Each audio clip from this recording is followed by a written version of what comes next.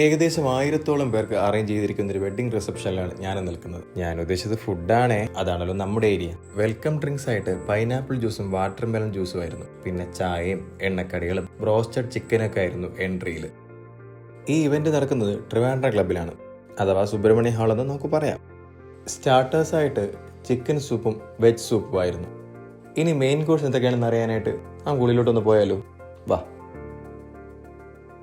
അപ്പം, ചപ്പാത്തി, കോയിൻ പൊറോട്ട, അരിപ്പത്തിരി, mutton stew, chicken dum biryani, വറുത്തരച്ച ചിക്കൻ കറി, ബീഫ് ഉലർത്തിയത്, പാൽക്കപ്പ, മീൻ കറി.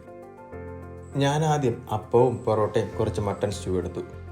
പിന്നെ കുറച്ച് ചിക്കൻ ദം ബിരിയാണി, പിന്നെ ചെറുങ്ങേന് കുറച്ച് പാൽക്കപ്പ, മീൻ കറി. എന്തൊട്ടും വിശപ്പില്ല, അതുകൊണ്ടാണേ. പിന്നെ പേര് കുറച്ച് ബീഫ് ഉലർത്തു ഇരിക്കട്ടെ എന്ന് വിചാരിച്ചു.